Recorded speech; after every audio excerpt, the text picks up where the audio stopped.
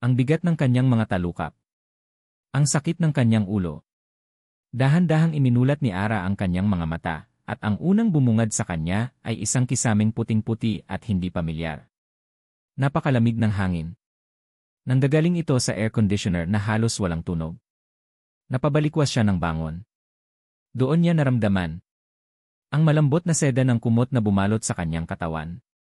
Ang malawak na kama na kaya yatang pagkasya ang 4 na tao. Ang amoy. Isang mamahaling pabango ng mga lalaki na napakapamilyar sa kanya. Ito ang amoy ni Sir Liam. Nilibot niya ang kanyang tingin. Isang malawak na kwarto na may salaming pader, tanaw na tanaw ang nagliliwanag na mga gusali ng Makati sa umaga. Ang mga muebles ay moderno at mamahalin. Hindi ito ang kanyang maliit at masikip na kwarto sa isang boarding house sa Maynila. Hindi. Nasa penthouse unit siya ng ng De Villa Holdings. Nasa kwarto siya ni Liam De Villa. Ang kanyang boss. Isang malamig na kaba ang biglang gumapang sa kanyang buong sistema. Napatingin siya sa kanyang sarili. Wala siyang suot na kahit ano sa ilalim ng kumot. Sa sahig, nakakalat ang kanyang damit mula sa company party kagabi. Katabi nito ang damit ni Sir Liam. Diyos ko, bulong niya sa sarili, nanginginig ang mga labi. Anong ginawa ko? Naramdaman niya ang pag-akyat ng init sa kanyang mukha. Isang matinding hiya. Gusto niyang magtago sa ilalim ng kumot at huwag nang lumabas kailanman. Pilit niyang inalala ang mga nangyari. Ang kislap ng mga ilaw sa party. Ang malakas na tugtugan. Ang tagay ng mga kasamahan niya. Ang tagumpay ng event na pinaghirapan nilang lahat. Naaalala niya ang ngiti ni Sir Liam. Bihira itong ngumiti, pero kagabi, kitang-kita niya ang saya sa mga mata nito. One dance, Ima Santos. As a reward for your hard work. Ang daralgal na boses nito. Ang init ng kamay nito sa kanyang baywang habang isinasayaw siya. Ang pagbilis ng tibok ng kanyang puso. Matagal na niyang itinatago ang pagkagusto niya sa kanyang boss, at kagabi, parang isang panaginip ang lahat. Pagkatapos ng sayaw, ang huling baso ng alak. At pagkatapos noon blanko na. Isang malabong alaala ng pag-akay nito sa kanya paalis ng party. Ang pagsakay sa elevator. Ang pagpasok sa pinto ng unit na ito. At ang mga halik. Napapikit si Ara ng mariin. Totoo nga. Nangyari na. Dahan-dahan siyang tumingin sa kabilang bahagi ng kama. Doon, mahimbing na natutulog si Liam. Nakaharap ito sa kanya. Nakarelax ang mga panga, bahagyang nakaawang ang mga labi. Ang mga pilik mata nito ay mahahaba, lumilikha ng anino sa kanyang pisngi. Kung sa opisina ay lagi itong seryoso at tila laging may iniisip na problema, ngayon, sa kanyang pagtulog, mukha itong payapa. Mukha itong bata. Hindi niya napigilan ang sarili. Inangat niya ang isang kamay, nanginginig, na tila may sariling isip na gustong haplusin ang mukha nito. Ngunit bago pa man dumampi ang kanyang daliri sa balat nito, bigla niyang binawi. Ano ba itong ginagawa mo, Ara? Nababaliw ka na ba? Ang katotohanan ay parang isang malaking sampal na gumising sa kanya. Hindi ito panaginip. Hindi ito isang romantikong pelikula. Isa siyang hamak na sekretarya. At siya si Liam De Villa. Ang agwat nila sa buhay ay parang langit at lupa. Ang kanyang mga mata ay napadako sa isang malaking picture frame na nakapatong sa isang mesa sa gilid. Isang family portrait. Ang mga De Villa. Nariyan ang ama ni Liam, ang kapatid nitong babae, at ang ina nito si Donna Esmeralda De Villa. Kahit sa litrato lang, ramdam ni Ara ang talim ng tingin ng matandang babae. Isang tingin na tila sinusuri ang pagkatao mo, hinahanap ang iyong mga kapintasan, at hinuhusgahan ka dahil hindi ka kauri nila. Naramdaman ni Ara na para siyang nalulunod. Ang hangin sa loob ng kwarto ay tila biglang kumapal at naging mabigat. Kailangan niyang umalis. Ngayon na. Bago ito magising. Bago niya kailangang harapin ang mga tanong nito. Bago niya kailangang harapin ang kahihiyan. Parang isang magnanakaw, mainat niyang inalis ang kumot sa kanyang katawan. Naramdaman niya ang lamig sa kanyang balat, ngunit binaliwala niya ito. Dahan-dahan siyang tumayo, pinipigilan ang bawat paghinga, takot na baka makalikha siya ng kahit katiting na ingay. Pinulot niya ang kanyang damit mula sa sahig. Ang kanyang bestida, lukot-lukot na ngayon. Ang kanyang sapatos. Ang kanyang maliit na purse. Bawat kilos niya ay mainat. Bawat galaw ay kinakalkula. Nagmamadali siyang nagbihis sa loob ng banyong mas malaki pa sa kanyang buong kwarto. Hindi niya magawang salaminin ang sarili. Hindi niya kayang tingnan ang babaeng nakikita niya roon, ang babaeng gumawa ng isang malaking pagkakamali. Nang makalabas siya ng banyo, sumulyap siyang muli kay Liam. Mahimbing pa rin itong natutulog, walang kamalay-malay sa kabuluhang nagaganap sa isip at puso ni Ara. Isang bahagi niya ang gustong manatili. Isang bahagi niya ang gustong gisingin ito at tanungin kung may kahulugan ba ang nangyari sa kanila. Pero mas malakas ang takot. Mas malakas ang hiya. Tumalikod siya at halos takbuhin ang pinto. Pinihit niya ang seradura ng walang tunog at lumabas ng kwarto. Isinara niya ang pinto sa likuran niya at ang mahinang pag-click nito ay parang isang putok ng baril sa katahimikan ng malawak na sala. Napatigil siya at pinakiramdaman ang paligid. Ang sala ay napakalaki, napapalibutan ng salamin mula sahig hanggang kisame, na nagbibigay ng perpektong tanawin ng buong syudad. Ang mga gamit ay kakaunti ngunit mamahalin. Ang lahat ay malinis, organisado, at malamig. Parang isang showroom, hindi isang tahanan. Lalo niyang naramdaman na hindi siya bagay dito. Isa siyang dumi sa isang perpektong obra. Huwag kang lumingon, Ara. Huwag mo nang isipin. Umalis ka na lang. Naglakad siya ng mabilis pero maingat patungo sa pinto. Bawat hakbang niya sa makintab na sahig ay tila umiitso sa kanyang tainga. Sa wakas, narating niya ang pinto. Hinawakan niya ang malamig na doorknob at sa huling pagkakataon, hindi niya napigilan ang sarili. Sumulyap siya pabalik sa direksyon ng kwarto ni Liam. Isang saradong pinto na nagtatago ng isang gabi, isang sikreto na dadalhin niya habang buhay.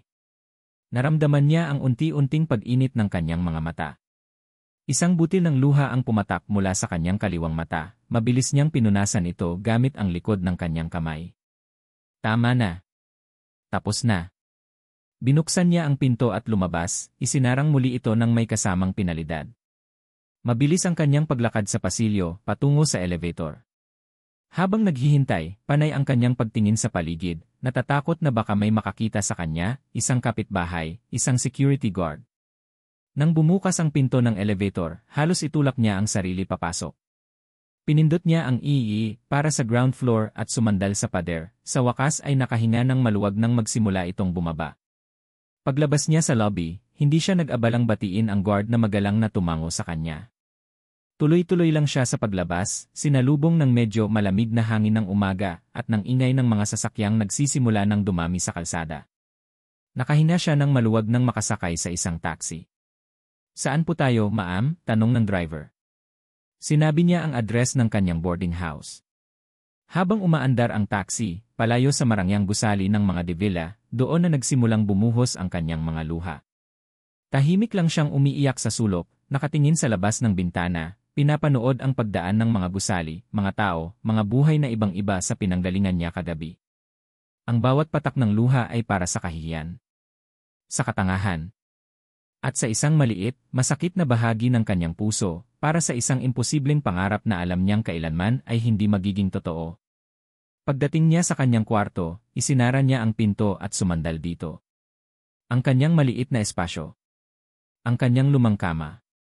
Ang kanyang mga mumurahing gamit. Ito ang kanyang mundo. Ito ang kanyang realidad.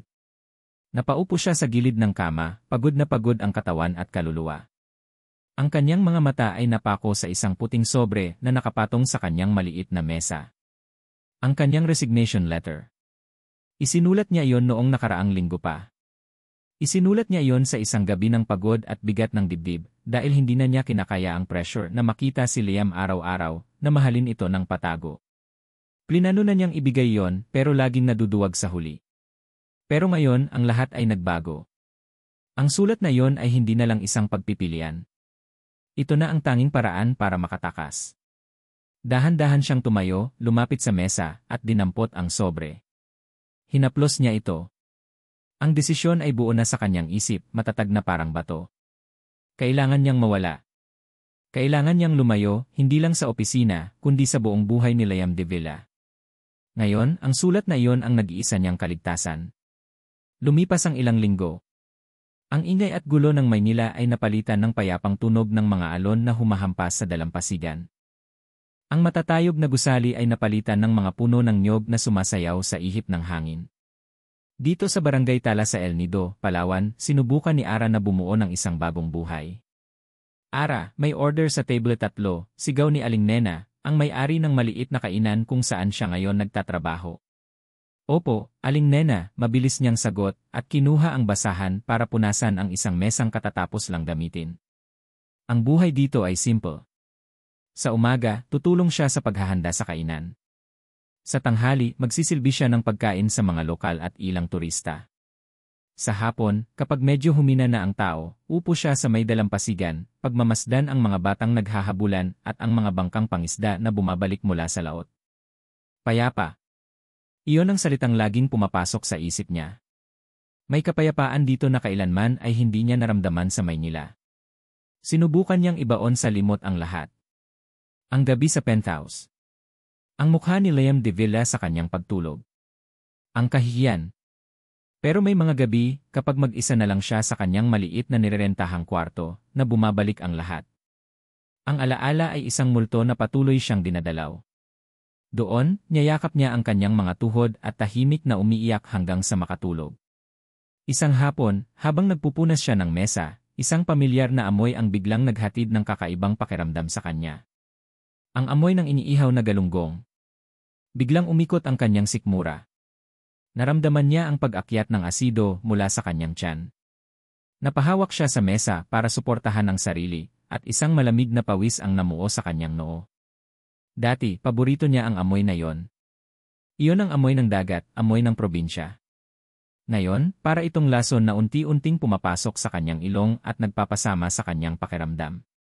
Ayos ka lang, Hija? Tanong ni Aling Nena, napansin ang kanyang pamumutla. Oo po, Aling Nena. Medyo nahilo lang po siguro sa init, pagsisinungaling niya, pilit nang umingiti. Nagpaalam siyang magbabanyo sandali. Doon, sa maliit na banyo sa likod ng kainan, sumuka siya. Habang nakatingin siya sa kanyang sarili sa maliit at medyo magasgas na salamin, isang malamig na takot ang nagsimulang gumapang sa kanyang puso.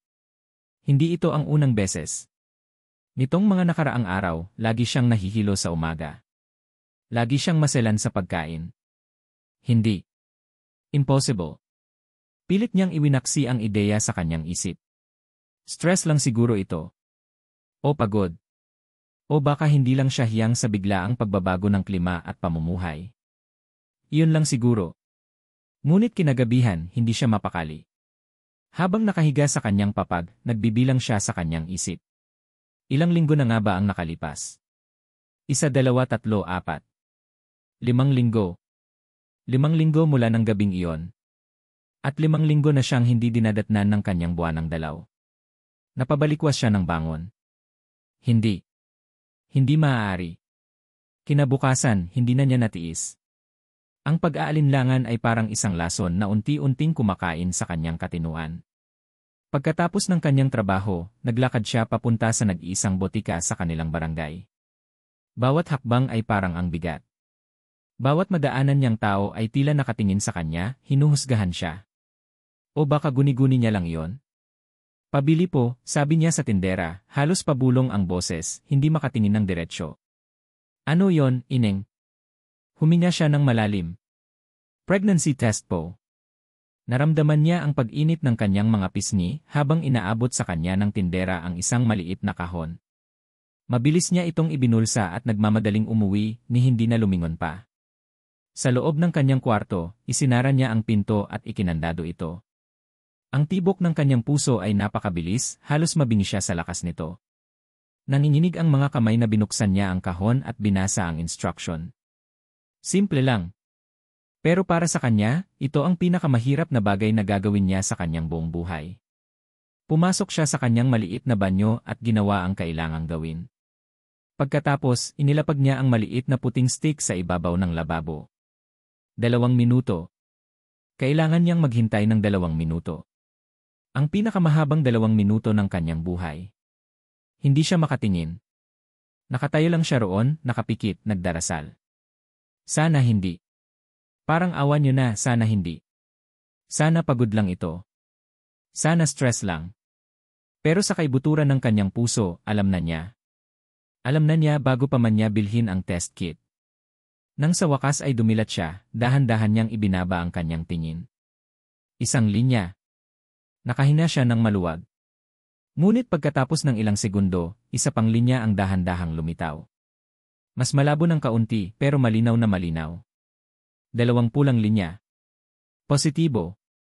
Nabitawan niya ang test kit.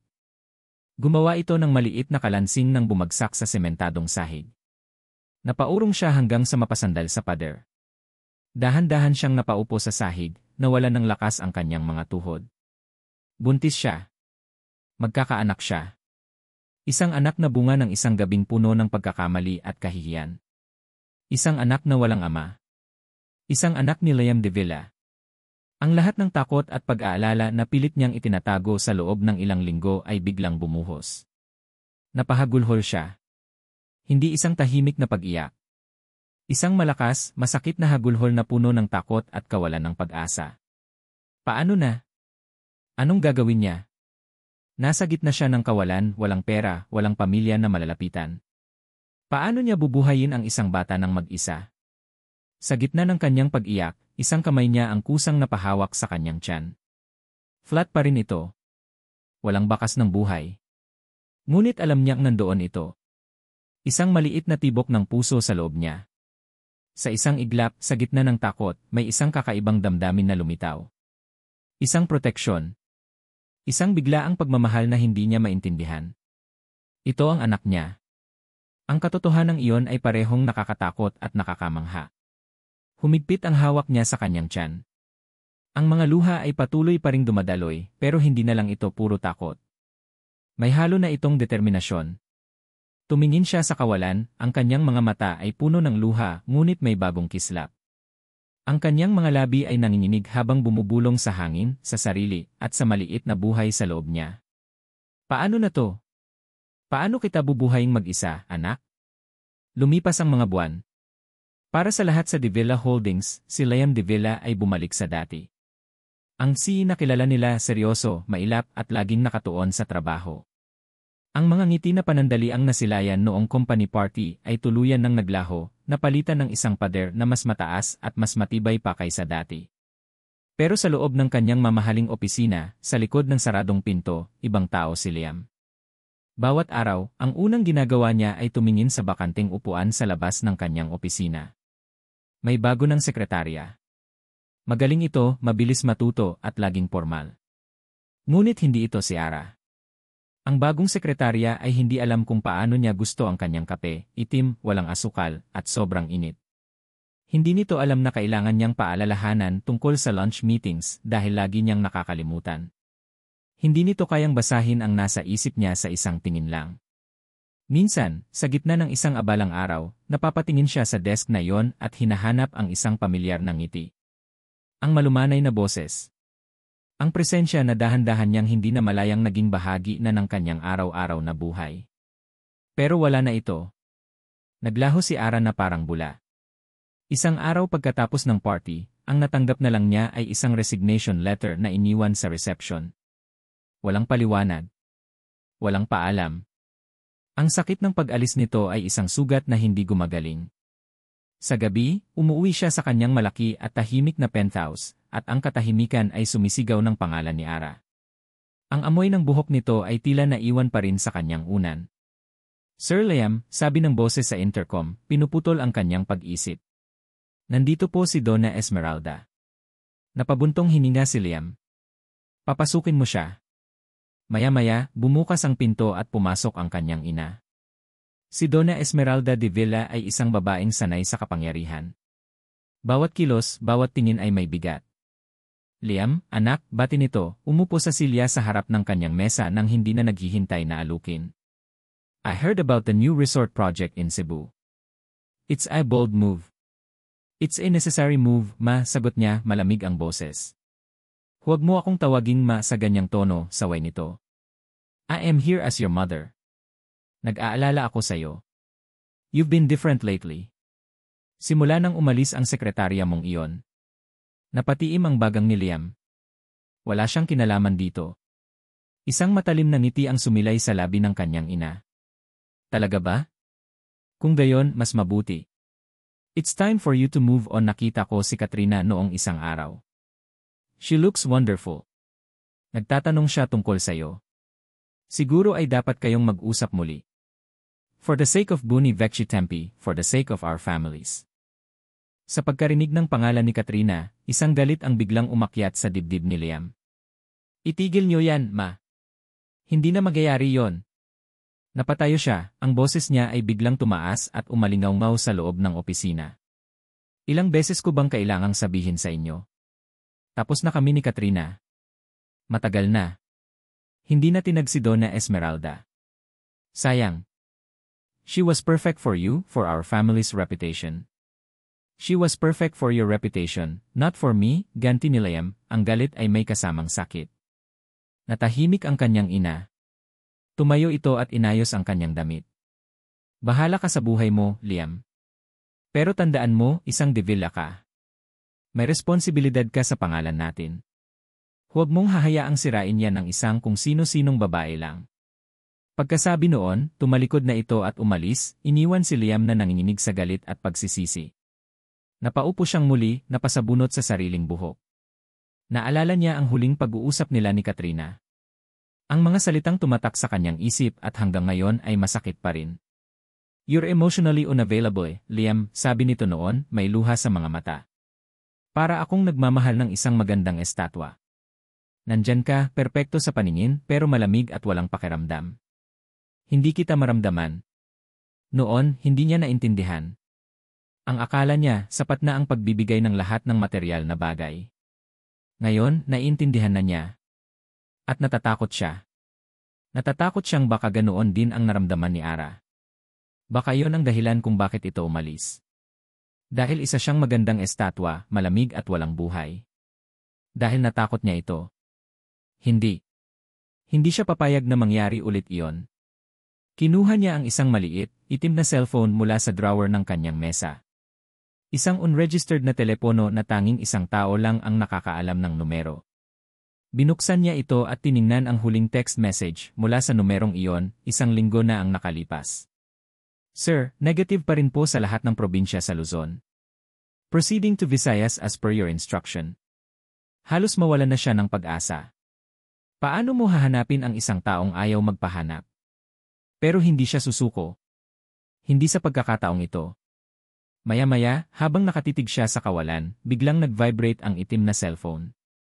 Isang hindi pamilyar na numero ang tumatawag. Ang kanyang puso ay biglang kumabog ng malakas. Sinagot niya ito. Hello. Sir Liam De Villa, tanong ng isang boses ng lalaki sa kabilang linya. Ako nga. Sino to? Sir, ako po ito, ang private investigator niyo. Gumamit po ako ng ibang numero para sigurado.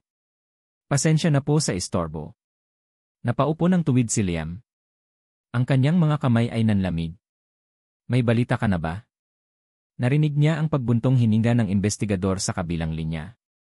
Isang sandaling katahimikan na tila tumagal ng 1 taon. Sir Liam, sabi ng lalaki sa wakas, maingat ang bawat salita. May magandang balita po ako. Napahawak ng mahigpit si Liam sa telepono. Ano yon? Sabihin mo na. May lead po ako dito sa Palawan. Sa El Nido. Isang kislap ng pag-asa ang biglang sumilay sa puso ni Liam. Siya ba yan? Sigurado ka?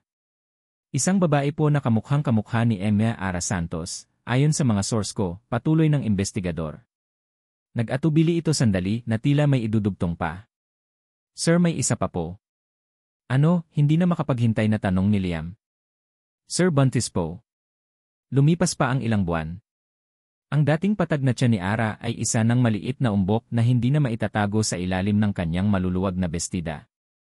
Ang takot na naramdaman niya noong una ay unti-unting napalitan ng pagtanggap at pagkatapos ng isang tahimik na pananabik. Ang bawat maliit na sipa at galaw sa loob ng kanyang sinapupunan ay isang paalala na hindi siya nag-iisa. Mayroon siyang isang munting kasama, isang dahilan para bumangon at magpatuloy sa bawat araw. Para madagdagan ang kanyang maliit na kinikita sa kainan ni Aling Nena, natuto siyang gumawa ng mga souvenir. Maliliit na palamuti na gawa sa mga kabibe at niyog na ibinebenta niya sa isang maliit na pwesto sa tabing dagat tuwing hapon, kung kailan dagsaan ang mga turista. Isang hapon, habang abala siya sa pag-aayos ng kanyang mga paninda, naramdaman niya ang matinding sikat ng araw sa kanyang likod. Ang hangin ay mainit at malagkit. Ngunit masaya siya. Nakangiti siya habang kinakausap ang isang turistang namimili ng kanyang gawa. "Thank you, ma'am," sabi niya matapos iabot ang supot na papel. Nang umalis ang turista, nagpatuloy si Ara sa pag-aayos. Ngunit bigla, isang anino ang tumakip sa sikat ng araw sa harap niya. Isang matangkad na anino. Hindi niya ito pinansin sa una, inaakalang isa lang itong customer. "Good afternoon po, sir. Welcome po sa aming munting tindahan," bati niya, hindi pa rin tumitingin, abala sa pag-aayos ng isang maliit na kwintas na gawa sa shell. Ngunit walang sumagot. Naramdaman niya ang isang kakaibang panlalamig sa kabila ng mainit na panahon. Dahan-dahan niyang inangat ang kanyang tingin. Ang unang nakita niya ay isang pares ng mamahaling leather shoes na nababalutan ng alikabok ng buhangin. Pagkatapos ay isang pares ng itim na slacks. Isang puting polo shirt. At pagkatapos ang mukha. Ang parehong mukha na gabi-gabi niyang nakikita sa kanyang mga panaginip at bangungot. Ang matangos na ilong. Ang matitipunong panga. Ang mga matang iyon, mga matang puno ng isang emosyon na hindi niya mabasa. Isang halo ng sakit, paungulila, at isang bagay na hindi niya mapangalanan. Si Liam de Villa. Nakatayo sa harap niya. Dito. Sa El Nido. Ang mundo ni Ara ay tila biglang huminto sa pag-ikot. Nabitawan niya ang kwintas na hawak niya. Ang mga tunog sa paligid niya, ang tawanan ng mga bata, ang alon, ang usapan ng mga tao, ay biglang naglaho. Ang tanging naririnig niya ay ang dumadagundong na tibok ng kanyang puso sa loob ng kanyang dibdib. Bumuka ang kanyang mga labi, ngunit walang boses na lumabas. "Ara," sabi ni Liam, at ang boses nito ay garalgal, tila matagal na hindi ginamit. Ang isang salitang iyon ay naglalaman ng lahat ng buwan na lumipas. Sa isang iglap, bumalik ang lahat ng takot na matagal na niyang sinubukang ibaon. Ang una niyang naging reaksyon ay umatras. Isang hakbang paatras. At ang kanyang mga kamay, nang hindi niya namamalayan, ay agad na napahawak sa kanyang nakaumbok na tiyan. Isang kilos ng isang ina na pinoprotektahan ang kanyang anak. "Anong ginagawa mo rito?" Sa wakas ay nahanap niya ang kanyang boses, ngunit ito'y nanginginig at puno ng pagkalito at takot. Hindi agad sumagot si Liam. Ang mga mata nito ay nakatitig sa kanya, tila sinisigurong totoo siya, na hindi siya isang ilusyon. Pagkatapos, dahan-dahan, ang tingin nito ay bumaba. Mula sa kanyang mukha, pababa sa kanyang liig, sa kanyang dibdib, at huminto ito doon. Sa kanyang mga kamay na nakahawak sa kanyang tiyan. Sa umbok na hindi na maikakaila. Nakita ni Ara ang pagbabago sa mukha ni Liam. Ang pag-aalinlangan. Ang pag-asa. Ang sakit. Ang tanong. Lahat ay naroon sa isang iglap. Para siyang nakakita ng isang multo. Gusto niyang magpaliwanag. Gusto niyang magsinungaling. Gusto niyang tumakbo. Ngunit ang kanyang mga paa ay tila nakapako sa buhanginan. Tumagal ang katahimikan sa pagitan nila, isang katahimikan na mas maingay pa kaysa sa kahit anong sigaw. Ang hangin lang sa pagitan nila ang gumagalaw. Si Liam ang unang bumasag sa katahimikan. Humakbang ito palapit sa kanya. Isang maliit na hakbang lang, ngunit para kay Ara, para itong isang lindol na yumanig sa kanyang buong mundo. Ang boses nito ay halos pabulong, nanginginig, at puno ng isang emosyon na hindi pa niya narinig mula rito kailanman. "Bakit ka umalis, Ara?" Napalunok si Ara. Hindi niya masagot ang tanong. At pagkatapos, itinanong ni Liam ang tanong na pinakakinatatakutan niya. Ang tanong na alam niyang sisira sa lahat ng kapayapaang sinubukan niyang buuin. Ang tingin nito ay hindi maalis sa kanyang tiyan habang marahang nagtatanong, "At anak ko ba yan?" Ang tanong ay binitiwan sa hangin, mabigat at puno ng kahulugan. Nakita ni Liam ang gulat at takot sa mga mata ni Ara. Nakita niya kung paano ito napahigpit ng hawak sa sariling tiyan. Hindi ito sumagot. Pero ang katahimikan nito ay isang malinaw na pag-amin. "Dito tayo mag-usap," sabi ni Liam, ang boses niya ay malumanay ngunit may diin. Iginaya niya ito palayo sa mataong bahagi ng dalampasigan, patungo sa isang hilera ng mga puno ng niyog kung saan mas pribado. Sumunod si Ara, ang bawat hakbang ay tila alanganin. Nang makarating sila sa isang lugar na walang ibang tao, humarap itong muli sa kanya, ang mukha ay isang maskara ng pag-ingat at pag-aalinlangan. Liam, pakiusap eh. Panimula nito, ang boses ay nanginginig. Hindi mo kailangang gawin to, hindi ako humihingi ng kahit ano sa'yo. Kaya ko to, kaya kong palakihin ang anak ko ng mag-isa. Bawat salita ni Ara ay parang isang patalim na tumutusok sa puso ni Liam. Ang pag-aakala nitong nandito siya para manggulo, para kunin ang bata, o para magbigay ng pera para lang manahimik ito. Huminga siya ng malalim, pinapakalma ang sarili. Ito na ang sandali. Ang sandali na matagal na niyang hinintay. Alam ko na, Ara, sabi niya, dahan-dahan, para maintindihan nito ang bawat salita. Nakita niya ang pagkalito sa mukha nito. Matagal ko nang alam. Anong ibig mong sabihin? Alam kong nandito ka sa Palawan. Alam kong buntis ka, pag-amin niya, at nakita niya ang paglaki ng mga mata nito sa gulat. Alam ko na halos 4 na buwan na ang nakalipas. Hindi makapagsalita si Ara. Ang tanging nagawa nito ay tumitig sa kanya, tila sinusubukang intindihin ang isang bagay na imposible. Nang malaman ng investigator ko na buntis ka, pagpapatuloy ni Liam, ang una kong reaksyon ay lumipad agad papunta rito. Gusto kitang harapin. Gusto kitang tanungin. Gusto kitang piliting bumalik sa akin. Nakinig lang si Ara, ang kanyang mga kamay ay nanatiling nakahawak sa kanyang tiyan.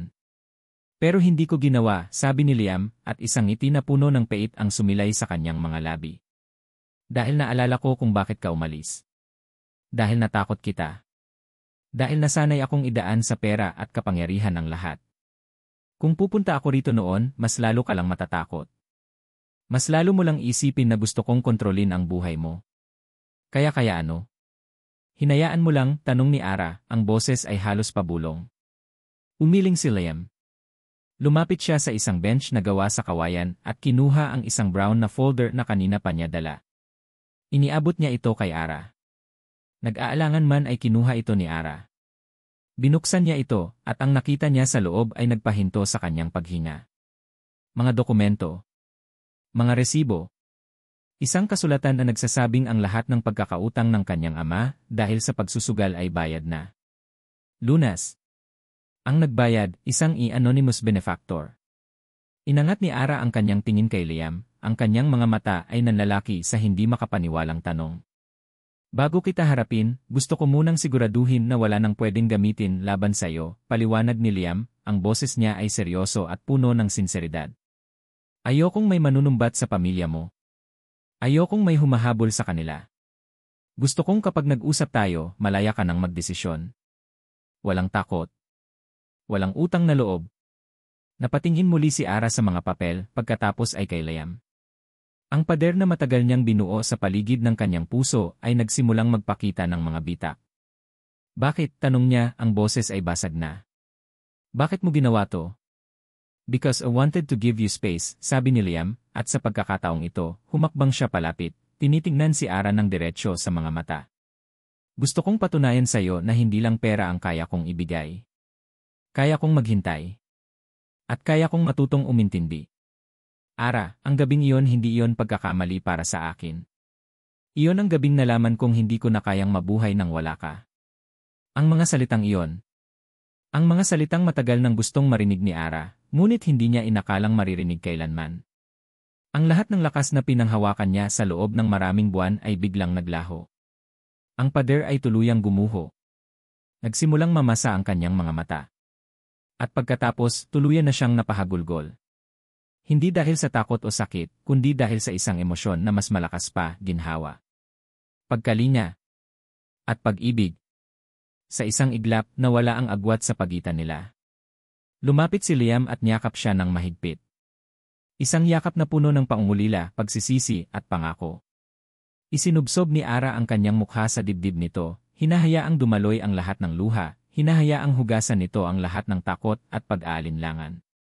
Tahan na, bulong ni Liam sa kanyang buhok. Nandito na ako. Hindi na kita iiwan. Sa sandaling iyon, sa ilalim ng mga puno ng niyog sa Palawan, naramdaman ni Ara na sa wakas, nakahanap siya ng isang kanlungan. Isang ligtas na lugar. Ngunit ang mga perpektong sandali ay madalas na panandalian lang. Habang magkayakap pa rin sila, isang tunog ang pumutol sa kanilang katahimikan. Ang tunog ng isang mamahaling sasakyan na huminto ng bigla sa di kalayuan. Ang tunog ng pagbukas at pagsara ng pinto. Sabay silang napalingon. Mula sa isang itim na luxury van, isang babae ang bumaba. Nakasuot ito ng isang eleganteng puting bestida at malaking sunglases, ang tindig ay puno ng otoridad.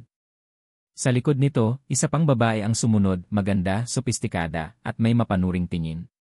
Napatigil sa pagtibok ang puso ni Ara. Si Donna Esmeralda de Villa. At sa likod nito, si Katrina Alcantara. Naglakad ang mag-ina palapit sa kanila, ang bawat hakbang ay tila yumanig sa buhanginan. Huminto si Donna Esmeralda ilang talampakan mula sa kanila, inalis ang kanyang salamin, at ipinukol kay Ara ang isang tingin na mas malamig pa kaysa yelo.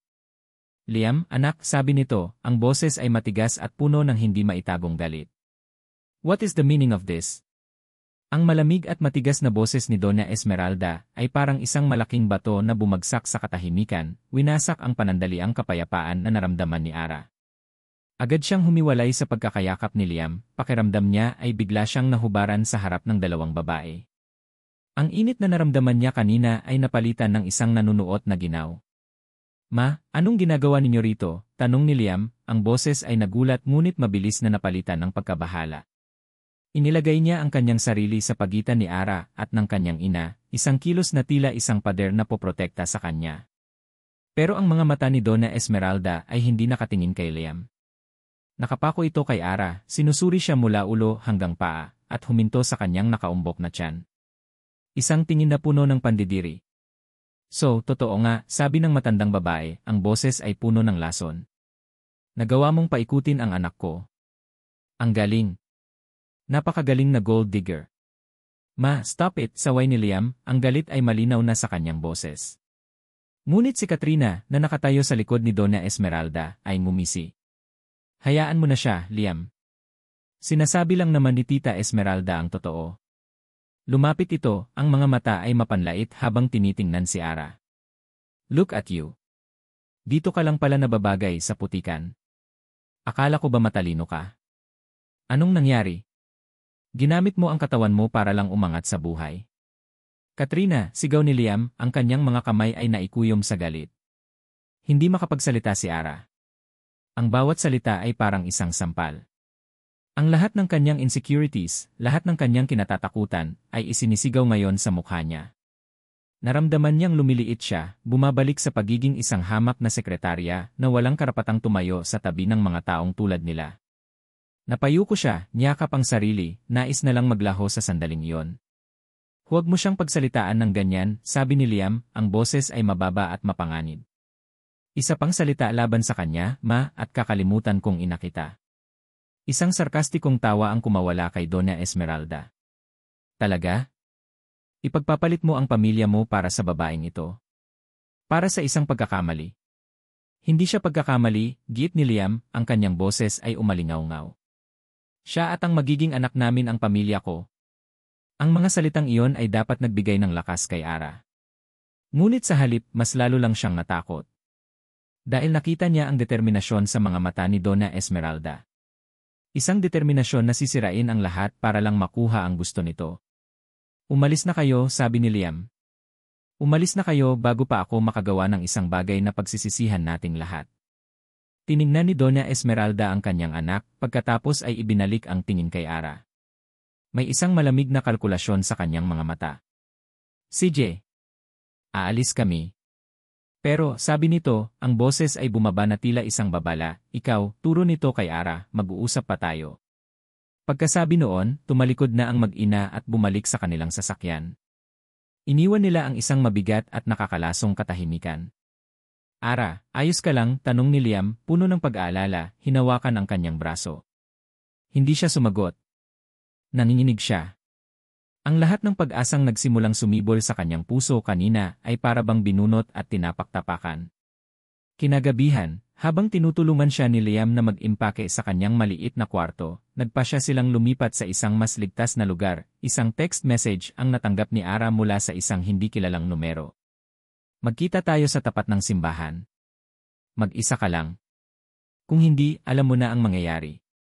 Walang pangalan, pero alam niyang si Donna Esmeralda ito. Kinabahan siya. Ngunit alam niyang kailangan niya itong harapin. Para matapos na. Nagsinungaling siya kay Liam na bibili lang ng gamot sa botika. Sa kabila ng pag-aalala nito, pinayagan din siya. Sa harap ng maliit na simbahan ng Barangay Tala, sa ilalim ng malamlam na ilaw ng poste, naghihintay ang itim na van. Bumukas ang pinto. Pumasok ka, utos ni Donna Esmeralda mula sa loob. Nanginginig man, pumasok si Ara sa loob ng van. Ang loob ay malamig at maluwag. Si Donna Esmeralda lang ang naroon. Gusto kong diretsahan na ito, simula ng matanda, walang paligoy-ligoy. Inilapag nito sa upuan sa pagitan nila ang isang puting sobre. Isang tseke. Blanco. Isulat mo kung magkano ang gusto mo. Napatingin si Ara sa tseke, pagkatapos ay sa mukha ni Donna Esmeralda. Umiling siya. Hindi ko po kailangan ng pera ninyo. Isang mapaklang tawa ang narinig niya. Lahat kayo ay pare-pareho.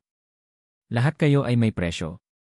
Inilabas nito ang isang cellphone at may ipinakita sa kanya. Nanigas si Ara sa kanyang kinaupuan. Mga litrato. Mga litrato ng kanyang ina at ama sa kanilang maliit na bahay sa probinsya. Ang kanyang ina na nagwawalis sa bakuran. Ang kanyang ama na nakaupo sa labas, mukhang pagod at matanda na. Ang mga kuha ay tila kuha ng hindi nila namamalayan. Ang pamilya mo, sabi ni Donna Esmeralda, ang boses ay malamig na parang bakal. Alam ko ang lahat. Alam ko ang tungkol sa utang ng ama mo sa sugal. Alam kong minsan na siyang nakulong dahil sa gulo. Napakadaling gumawa ng kwento. Napakadaling palabasin na sangkot na naman siya sa isang iligal na gawain. Isang tawag ko lang, Ara. Isang tawag ko lang sa mga koneksyon ko, at masisira ang buhay ng mga magulang mo. Mananatili silang kahihiyan sa kanilang munting bayan habang buhay. Napahawak si Ara sa kanyang dibdib. Hindi siya makahinga. Ito ang kanyang pinakamatinding bangungot. Ang gamitin ang kahinaan ng kanyang pamilya laban sa kanya. Pirmahan mo yan, utos ni Donna Esmeralda, itinulak ang tseke at isang ballpen palapit sa kanya. Pirmahan mo, kunin mo ang pera at lumayo ka sa anak ko. Mawala ka. Sabihin mong hindi sa kanya ang batang iyan. Sabihin mong nagkamali ka. At hindi mo na kailanman makikita ang pamilya ko. Tinitigan ni Ara ang tseke. Ang blankong papel na kayang bilhin ang katahimikan ng kanyang pamilya. Pagkatapos ay tiningnan niya ang mga litrato sa cellphone. Ang mukha ng kanyang ina at ama. Ang mga taong naghirap para sa kanya. O, dugtong ng matanda na parang isang huling pako sa kanyang kabaong, sisirain ko ang buhay ng pamilya mo. At maniwala ka sa akin, gagawin ko. Ang mga luha ay nagsimula ng mamuo sa kanyang mga mata. Ito ang kanyang pagpipilian. Ang kanyang sariling kaligayahan o ang kapayapaan ng kanyang pamilya. Walang pagpipilian. Sa nanginginig na kamay, dinampot niya ang ballpen. Bawat patak ng kanyang luha na tumama sa kanyang kamay ay parang kumukulong tubig. Samantala, sa kanilang tinutuluyang kwarto, hindi mapakali si Liam. Masyado nang matagal si Ara sa labas. May kung anong kaba siyang nararamdaman. Kinuha niya ang kanyang cellphone para tawagan ito, ngunit nagpasya siyang huwag na. Susundan na lang niya. Lumabas siya at naglakad patungo sa direksyon ng botika. Ngunit sa di kalayuan, nakita niya ang itim na van na pamilyar sa kanya.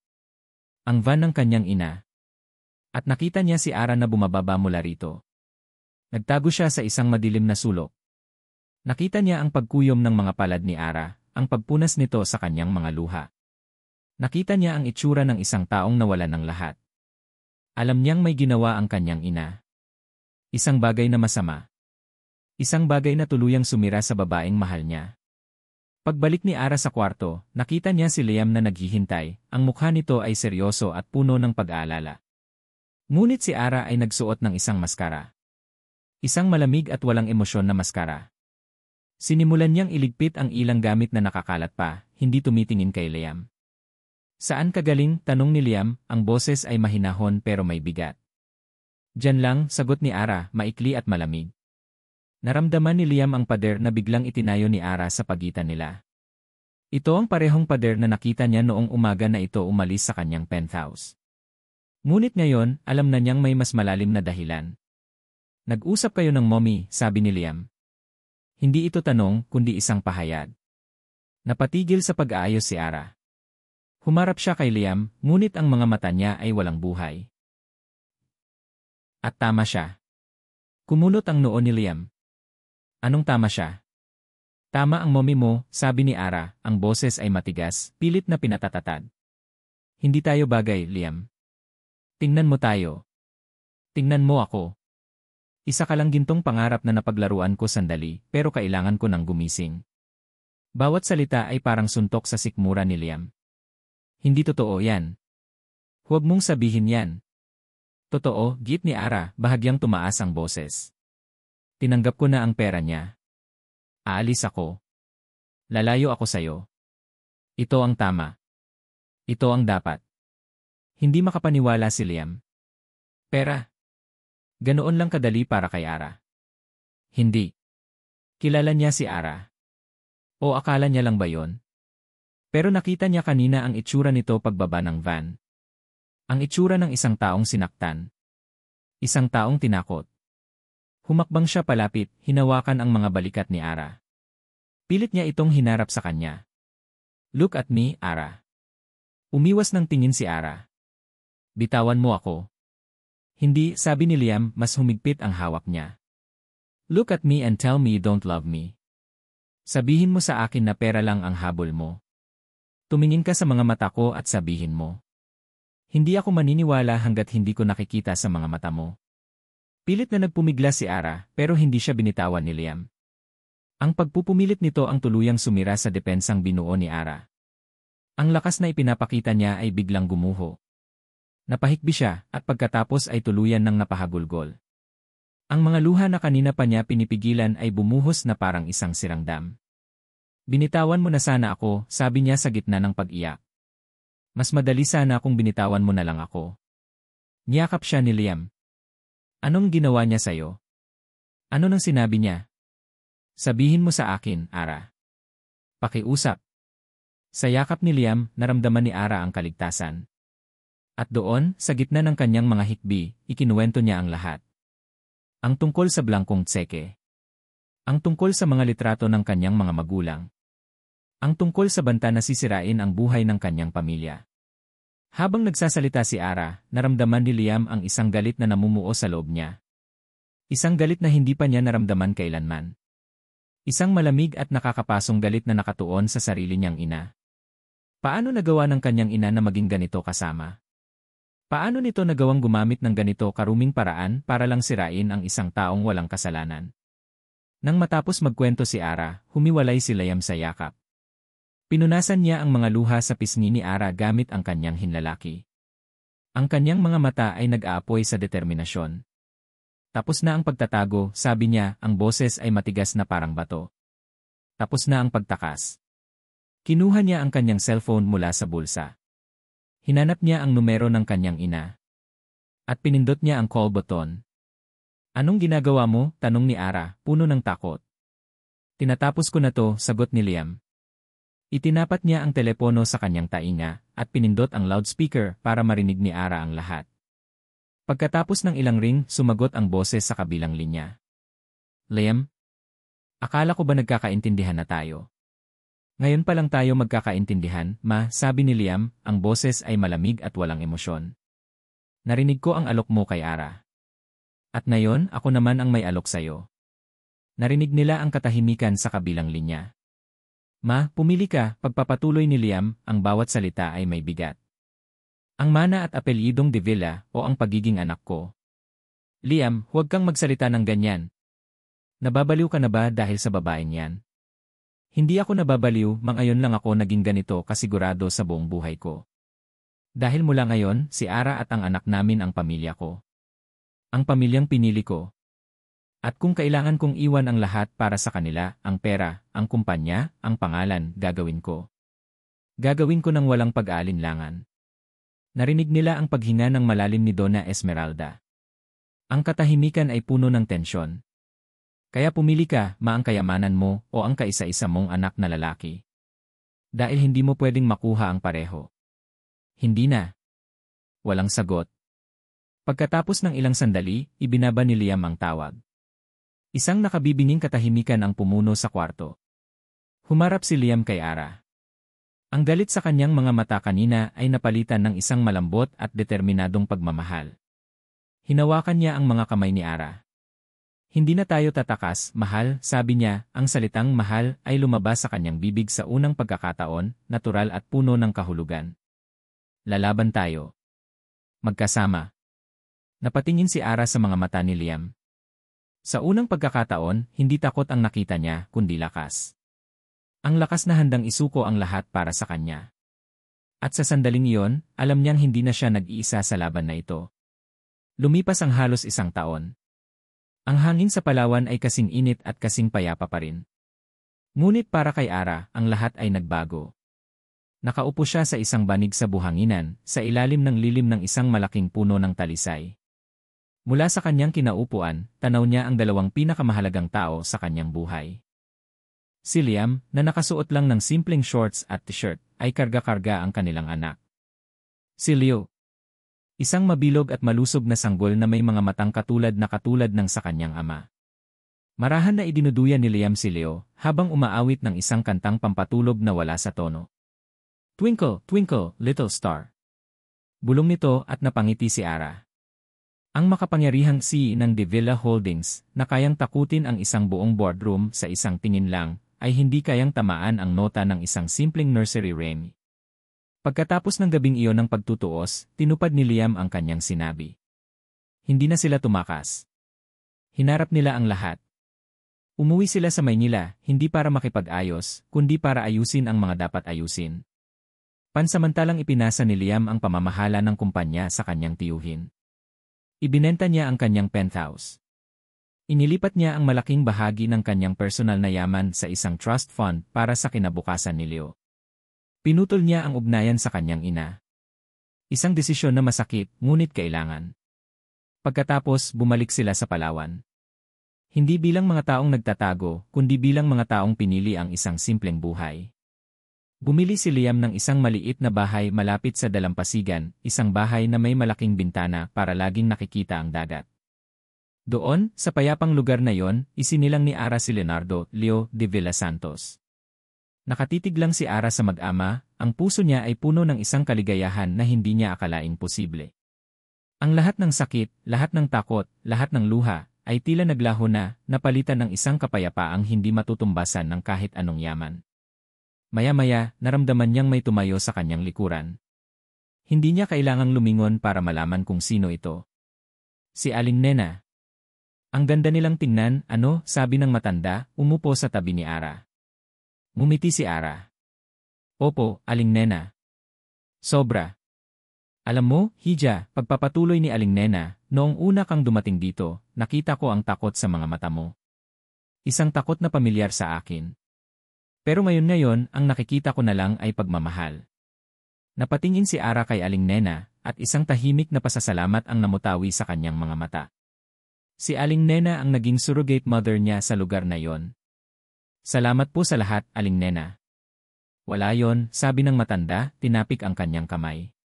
O sige, maiwan ko na kayo. May mga turista na sa kainan. Nang makaalis si Aling Nena, lumapit na si Liam, bit-bit ang natutulog ng si Leo. Maingat nitong inihiga ang sanggol sa banig sa tabi ni Ara. Umupo si Liam sa tabi niya, inakbayan siya. Ipinatong ni Ara ang kanyang ulo sa balikat nito. Sabay nilang pinanood ang papalubog na araw, na nagpipinta sa kalangitan ng kulay kahel, rosas, at lila. Masaya ka ba? Tanong ni Liam, ang boses ay mahina. Tumingin si Ara sa natutulog na mukha ng kanyang anak, pagkatapos ay sa mukha ng lalaking mahal niya. Hindi ko pa yata naramdaman ang ganitong klaseng saya sa buong buhay ko. Ngumiti si Liam. Ako rin. Nanatili sila sa ganoong posisyon ng ilang sandali, ninanamnam ang katahimikan at ang ganda ng paligid. Ara, sabi ni Liam, biglang naging seryoso ang boses. Humiwalay ito sa pagkakayakap at humarap sa kanya. Kinuha nito ang kanyang mga kamay. Nang gabing iyon, sa penthouse ko, akala ko iyon na ang pinakamalaking pagkakamali ng buhay ko, pag-amin niya. Pero hindi pala. Ang pinakamalaking pagkakamali ko ay ang hayaan kang umalis kinabukasan. Hinaplos niya ang pisngi ni Ara. Binago mo ako, Ara. Tinuruan mo ako kung paano magmahal ng totoo. Tinuruan mo ako na ang halaga ng isang tao ay wala sa pangalan o sa pera, kundi sa puso. Kumuha siya ng isang maliit na bagay mula sa kanyang bulsa. Hindi ito isang kahon ng singsing. Ibinukas niya ang kanyang palad. Sa loob nito ay isang maliit na puting shell na may perpektong hugis. Hindi ko maipapangako sa iyo ang isang palasyo, Ara. O ang isang buhay na puno ng karangyaan, sabi niya, ang kanyang mga mata ay nagsusumamo at puno ng sinseridad. Pero ipinapangako ko sa iyo ang isang tahanan. Isang tahanan na puno ng pagmamahal, paggalang, at tawanan. Ipinapangako ko sa iyo ang sarili ko. Araw-araw, habang buhay. Dahan-dahan siyang lumuhod sa buhanginan, sa harap niya at ng kanilang anak.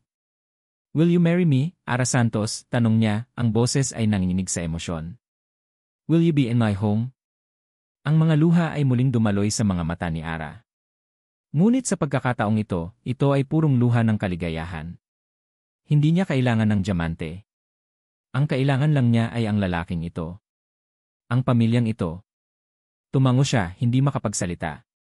Paulit-ulit siyang tumango habang tumutulo ang kanyang mga luha. Yes, sa wakas ay naibulong niya. Yes, Liam. I will be your home. Isinuot ni Liam ang munting shell sa kanyang daliri. Simple lang ito, pero para kay Ara, ito ang pinakamagandang singsing sa buong mundo. Niyakap niya si Liam ng mahigpit. Sa tabi nila, gumalaw si Leo sa kanyang pagkakatulog at mumiti, na tila alam na sa wakas, ang pamilya nila ay buo na. Habang magkayakap sila, tanaw ang huling kislap ng araw sa dagat, alam ni Ara na natagpuan na niya ang kanyang tahanan. Hindi ito isang lugar. Isa itong pakiramdam. At ito iyon, sa pagitan ng mga bisig ng lalaking mahal niya, at sa tabi ng anak na bunga ng kanilang pag-ibig. Ang kanilang kwento ay nagsimula sa isang gabi at isang sikreto, ngunit nagtatapos ito sa isang habambuhay na pangako. At dito nagtatapos ang kwento ni Ara at Liam. Mga minamahal naming tagapakinig, mula sa kaibuturan ng aking puso, maraming salamat sa inyong walang sawang pagsubaybay at pagsama sa amin sa paglalakbay na ito.